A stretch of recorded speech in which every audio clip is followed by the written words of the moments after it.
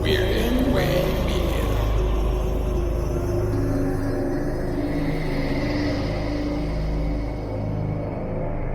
Hello, Twisted Humans. Do you find yourself wanting to know more about the latest murder, conspiracy, cult, or haunting? Then this is the podcast for you. I'm Alecia. And I'm Sierra, and this is Twisted and Uncorked. Hello, and welcome to your favorite podcast. This is Twisted and Uncorked, episode 183, part 1. And you know what that means? We are back to our serial killer. Back on our bullshit. A new year, the actual day that we're recording this. So, happy New Finally. Year's, Twisted Humans. We made it. We actually lived. We know for sure we lived. It's not a guesstimate anymore. And today I went a little left field at the last second, switching what we were initially going to cover to tell our listeners instead about the youngest serial killer in Canadian history, Cody Legebokoff.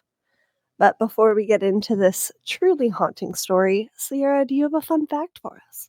I do have a fun fact. My fun fact is, let me see if I can say this. Okay. The scientific name for brain freeze is sphenopalatine ganglioneuralgia. Why do you like having strokes on the podcast? Yep. It is caused by having something cold touch the roof of your mouth, which is believed to be a result from a nerve response causing rapid constriction and swelling of the blood vessels. So, brain freezes do in fact come from the roof of your mouth. And I now understand why they call it brain freeze colloquially, because whatever you just said is not possible. Right. Neither is regular English, as I've just demonstrated. Yeah. But also, people used to tell me all the time, if you push your thumb to the roof of your mouth, it'll help it go away. And I never realized that's the why. same as like rubbing your tongue on it. It like warms it up. Yeah. That makes my mouth itch. Ugh. Rubbing your tongue on the roof of your mouth? Yeah, I just did it and now my mouth itches. I don't like the way that it feels. I definitely do not like brain freeze. So when I get brain freeze, I feel like I get it so bad that my face feels like it's just going to fall off. Yeah. It's awful. But my fun fact, of course, is related to where this case takes place. Unintentionally, though, I was scrolling and it came up and it made me laugh, so I had to tell you about it. Nanaimo, or as Sierra likes to call it, Nanaimo, a coastal city off of on Vancouver Island, is the bathtub racing capital of the world. Sounds like Nanaimo.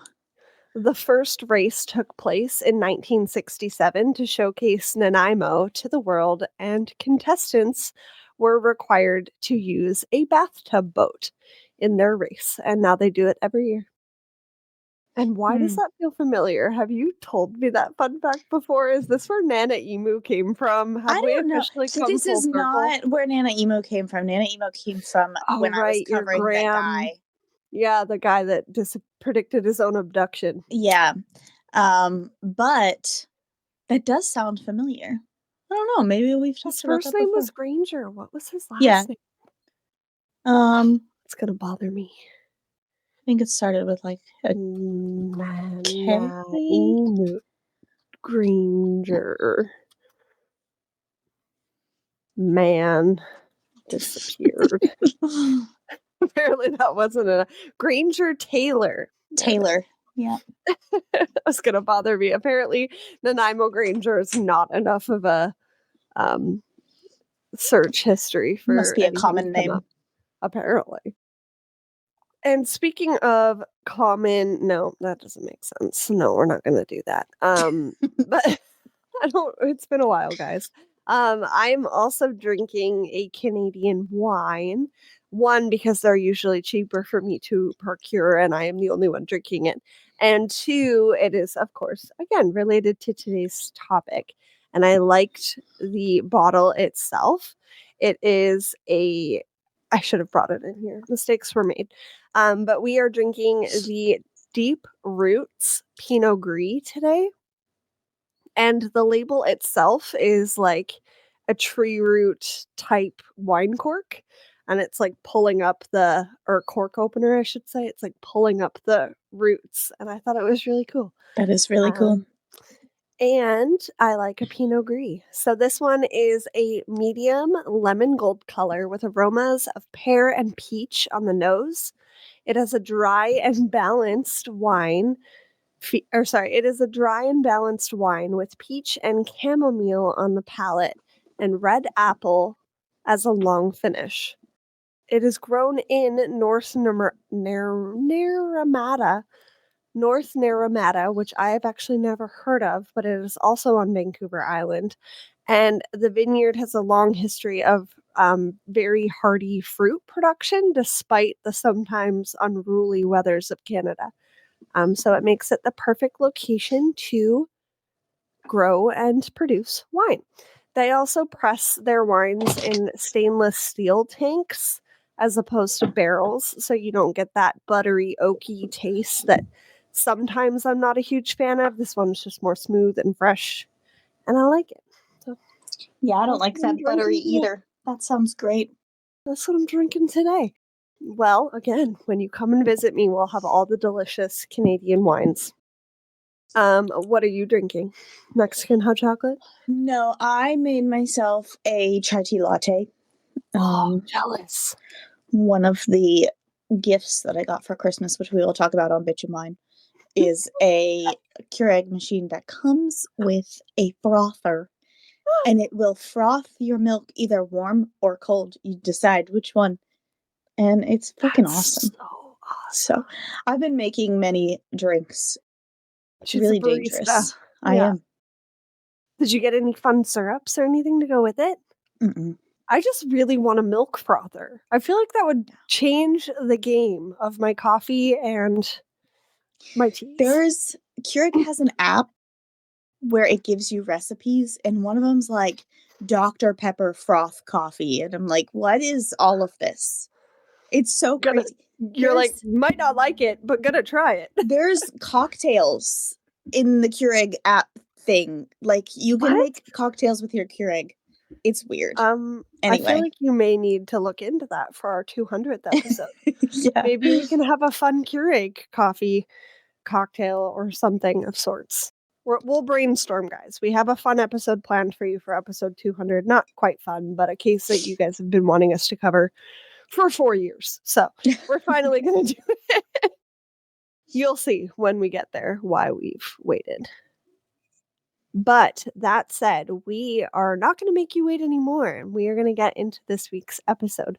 But first, we are going to hear a promo from our friends Rachel and Heather over at Like Mother, Like Murder. So, on November 27th, 2010, Constable Aaron Keller of the RCMP was on parole along Highway 16 when a black Sierra GMC truck whipped out onto the road in front of him. The truck was going so fast that it fishtailed and swerved a little before regaining control. Now, having only been on the scene for about a year, or on the job, I should say, he was still a rookie officer. And this was an extremely remote stretch of road, so he called for backup. Something in his gut told him that he was going to need it. Constable Keller followed the truck for a few kilometers before Constable Sadu arrived, and the two cruisers then flipped on their lights and pulled the truck over. When they approached the driver, they faced a 20-ish-year-old man with shaggy blonde hair, blue eyes, a little huskier, about 6'2", 200 pounds, all normal, except for the red smear on the left side of his chin. He was completely calm and wearing a sweater and shorts. They did note the shorts as being weird as well because it was minus 10 degrees Celsius or 14 degrees Fahrenheit. Now, I know as a Canadian myself, we get jokes about it being t-shirt weather when it's super cold. But no, that's just cold and shorts are weird. See, here's the thing though. I don't know how different it is in Canada than in America. Maybe we just always want to die here. But when I lived in Cincinnati, I often wore shorts or skirts with Ugg boots in the snow. Like, that was normal. Yeah, but that's your 14 shtick. Like, degrees you is like fine. shorts and a sweater. That's like your favorite outfit. Right, but I'm not saying I was the only one. I didn't own that. Other people did that. Always women, I think. But still, that seems I'm so just normal in cold. America. It is fucking Just cold, but you know what? Your legs go numb and you don't feel it. It's fine. You sound look like good. my high school gym teacher who wore shorts all year round. I was like, how? Yeah. You I don't think feel it. everybody has a gym teacher that wore shorts all year round. This in combination with the red smear Yeah, is a yeah, little yeah. strange.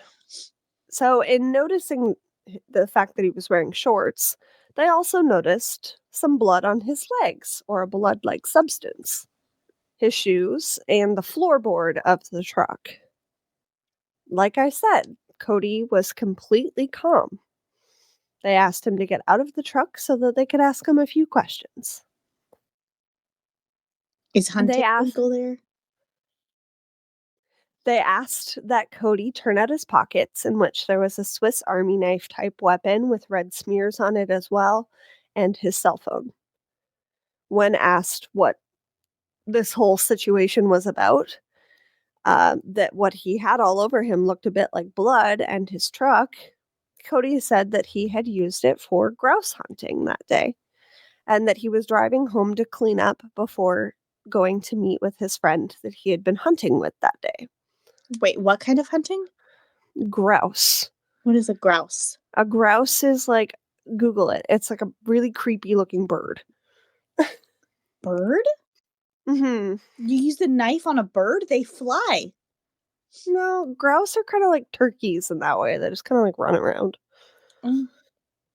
They can fly. Grouse can fly, to clarify. They're smaller than turkeys, obviously. Phone, what are you doing? But this is weird. That's a weird explanation for why you have blood on your face, legs, the floorboard of your truck, and this weapon in your pocket. You Okay. got little tiny heads. Yeah. It kind of looks So like a squirrel in a bird's body. they totally do. A lot of Canadians think that grouse are creepy. I get it. So, Constable Keller wasn't really buying his story. Like Sierra just pointed out, that's weird. Almost like Cody noticed, he then continued to the officers that the reason that there was so much blood is because he and his friend also had hunted a deer. The reason he didn't say anything or own up to it right away was because they were poaching and he didn't want to get in trouble. Hmm. But something in their gut still wasn't sitting well. Something was still wrong. And Constable Sadu and Keller, with this information, was at least enough to bring him into a temporary hold for the poaching until they got more information about Cody or more evidence. They were sure that he wasn't telling them the full story. The officers placed Cody in the back of one of the cruisers and began searching his truck. In there, they found a cocaine-like substance in a small bag, 2 pre-mixed canned drinks, a White Russian and a mudslide, a pipe wrench with a also blood-like substance all over it, and a backpack shaped like a monkey. In the backpack, they found a polka dot wallet with a health card that belonged to Lauren Dawn Leslie. The officers walked back to the cruiser to ask Cody about the pipe wrench with the bloody substance on it as well. And he said that after they had shot the deer, they had to chase it down. And then they took turns hitting it with the pipe wrench to put it out of its misery. I'm sorry, sir, you just said you shot it. Why would you not just shoot the deer to put it out of its misery? Yeah. This is a red I flag. always, it baffles me that criminals who are so fucking dumb get away with this for so long? Do you know how stupid you are, sir? Jesus. Like That's, like, everything worse you're than any saying is so excuse that a dumb. teenager would come up with for, like, drinking and their mom catching them. Like, How it's could this man have possibly gotten away with enough to be deemed a serial killer when he's this dumb? I think police need to pay more attention to dumb people. Anyway.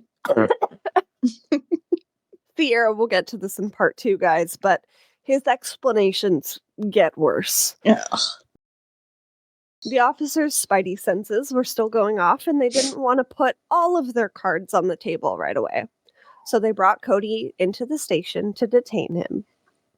Cody was extremely cooperative and understanding the entire time. He's like, yep, poaching's illegal. I understand why I'm here. But at the station, the other officers were filled in on what was going on, what had been found, etc. And they're like, yeah, something's weird. So a group decided to go and check out his story and go back to where Cody had gotten pulled over. When he came speeding out in front of Constable Keller, he had come out of an extremely remote logging road. So they thought that they would start there. They followed his tire tracks going up the mountain in the snow, but the tracks stopped suddenly.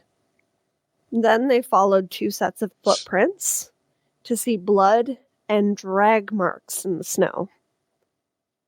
The officers followed this to a treed-off area in the clearing to find the body of a young girl. Her face was brutally beaten to the point that she wasn't recognizable, and her pants were pulled down. So obviously this isn't looking good for Cody. So let's rewind here. Who is Cody Legebokoff? He was born on January 21st, 1990, and was raised in Fort St. James, British Columbia. This is a very small town in northern BC. It was founded in 1806 and was a former fur trading post back in the day. It runs along Highway 16 and Highway 27, connecting at the city of Vanderhoof. Now, a quick sidebar here for anyone that's been a long-time listener. If you go back in time to episode 8, if that town name sounds familiar, I covered the disappearance of Maddie Scott from a camping party in May of 2011. Her remains were discovered almost 2 years ago in May of 2023. I'm like, last year! Now, before we make any connections here, trust me, I thought of it, Cody would be arrested in 2010, like we're talking about now. Tragically, though, Cody used this remote area as his own sadistic playground, but he's not the only one to have used it to his advantage. Maddie is one of many women to disappear and be murdered along the remote stretch of Highway 16, aka the Highway of Tears. Cody, by any stretch of the imagination, had a great family life. Even though he lived in a small town, he was loved and wanted for nothing. And for those that lean purely towards the nurture side of how people become serial killers, this definitely didn't explain it. He was close with his parents, he was an average student, he was likable. And like I mentioned at the head of our story, Cody was a huskier guy. He had always been the biggest kid in his class growing up, and as such, he found himself gravitating towards the athletic world. He really loved hockey, but people would see a dark side of him come out when he was on the ice. At times, he would become so violent with other kids that parents would pull their kids off the ice when he would go on. Being from a small rural town and being a real country boy, Cody also enjoyed hunting. But he showed early signs of a true disturbance in how he treated animals. He would shoot to maim an animal and then beat it to death with his bare hands.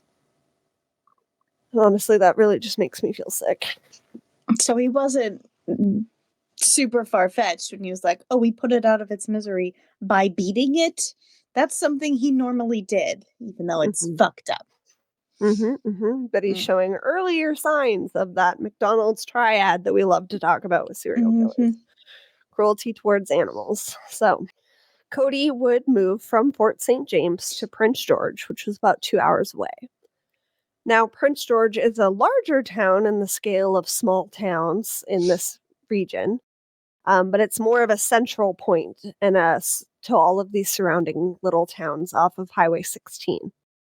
The city, quote unquote, so to speak, which you really can't call it that, it was described in several interviews as a poorer party town where it would be easy to get your hands on drugs and get into trouble. There, Cody settled in just fine. He got a job as a mechanic at a Ford dealership, met and started dating a girl. Her name is out there, but in most of the sources that I used, her name was redacted, so it's clear that she doesn't want to be identified, so I'm going to respect that. And like most monsters, Cody had two sides to him. He was a normal young adult with a girlfriend who worked hard, and then an absolute maniac with a cocaine addiction on the other side. Like I said, Prince George had been deemed this party town, and Cody would fall in with a seedier crowd. He developed an extremely severe cocaine addiction. It was so bad that he was getting frequent nosebleeds. He had 3 roommates, and all of them expressed concern to him over his well-being and how much he was using.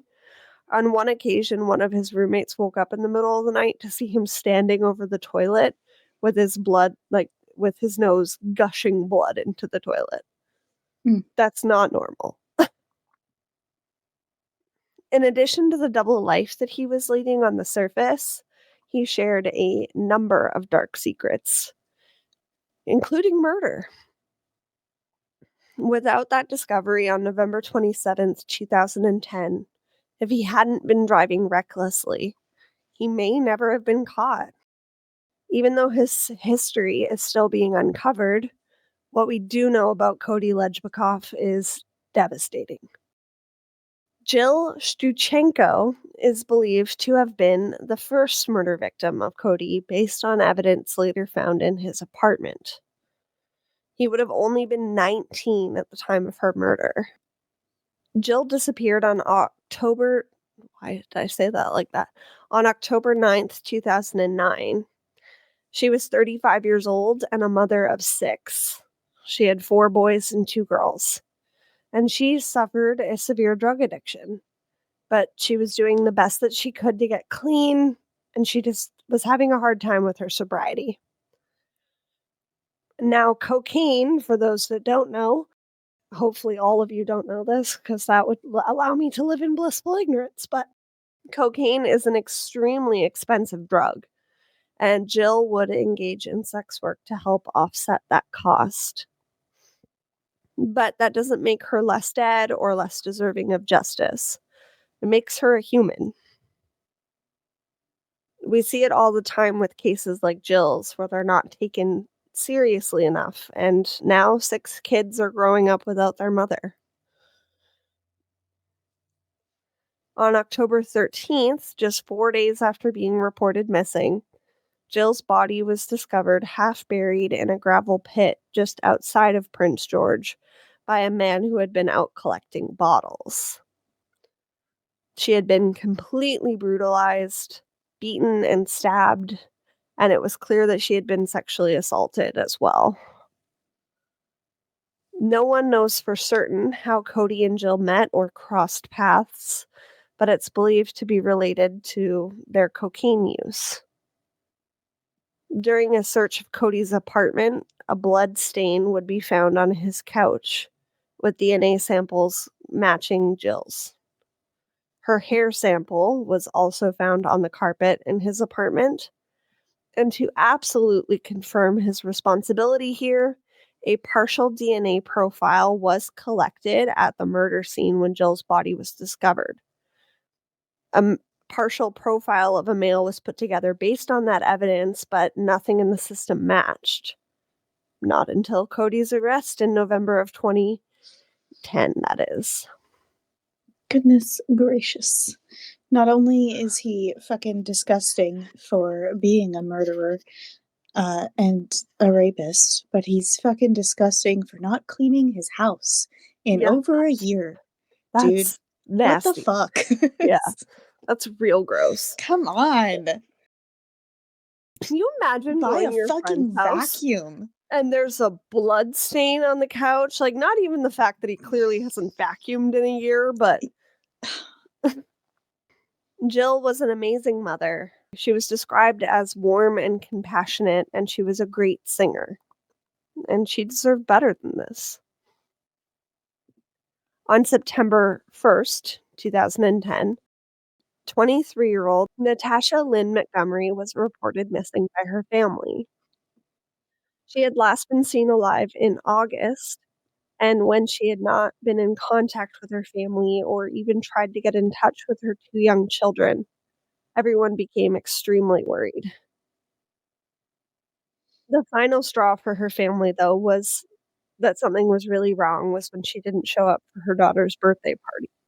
Natasha was from Quesnel, BC, which is about an hour away from Prince George.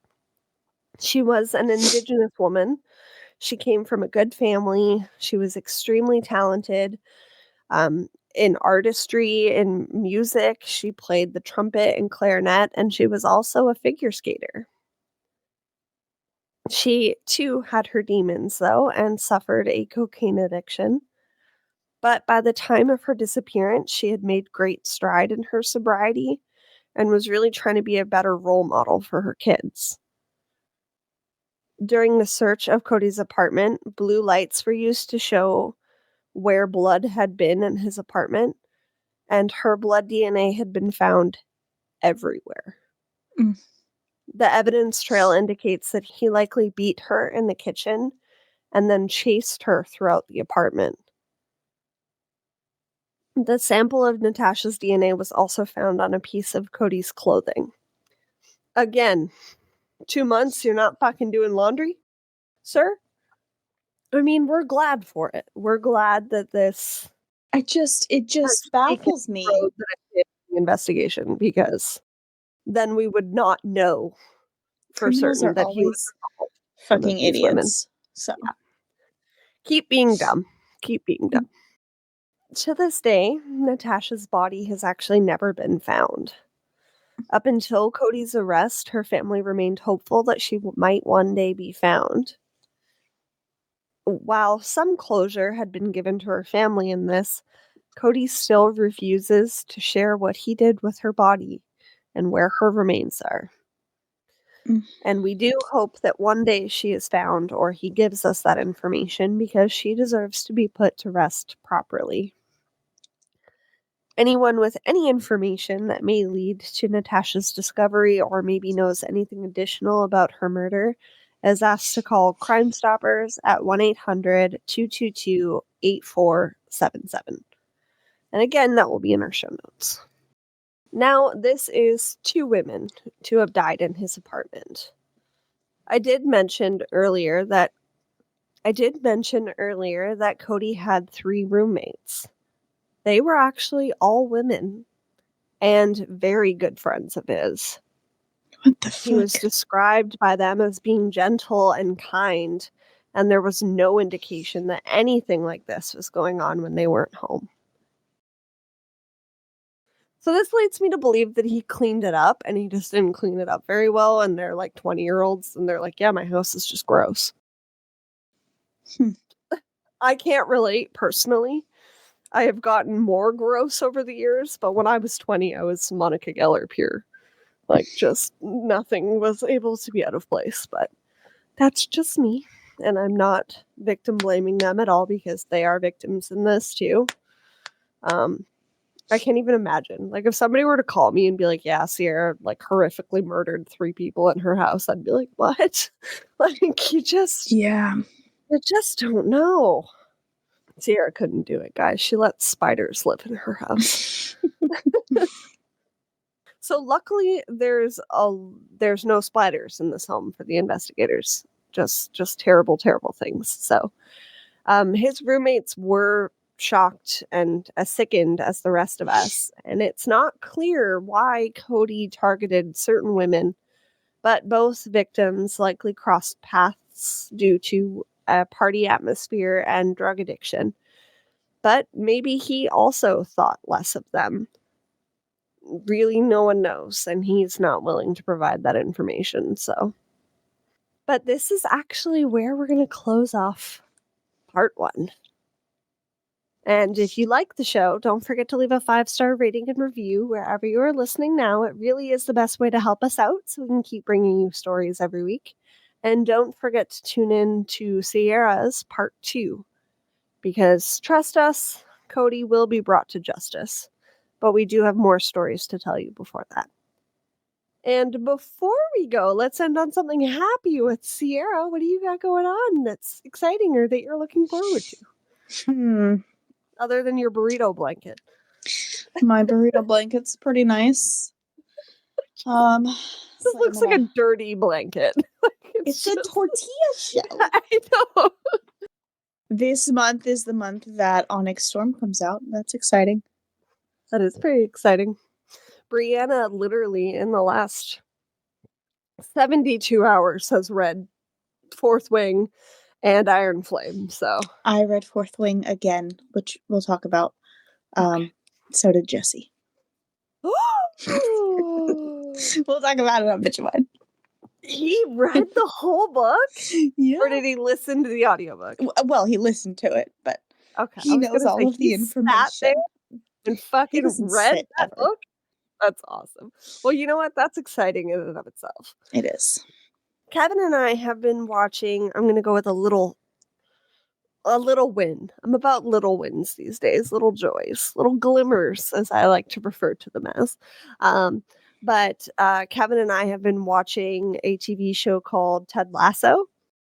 Fucking love that show. I'm so glad you're finally watching that. Fucking the best show ever. It's done. Yeah. Me and Jesse were literally just talking about we think we want to restart it. It's so fucking good. It's so fucking good. Easily made top 10 favorite shows. Made by the same people who made Scrubs and Cougar Town. I'm not shocked. Yeah. I don't know if Kevin knows that. Probably not. Also, are you watching it on DVD because we don't have Apple TV. And well, I was going to say selling the whole box set on DVD for $10. So it was cheaper than 1 month of Apple TV. So we own it. Nice. Well, there's another show. It's also on Apple TV that same guy made called Shrinking. Also, really good fucking show. That's been on my sticky note in front of my desk for a while, and I was wondering why I have a sticky note that just says Shrinking on it. Yeah, that guy is literally.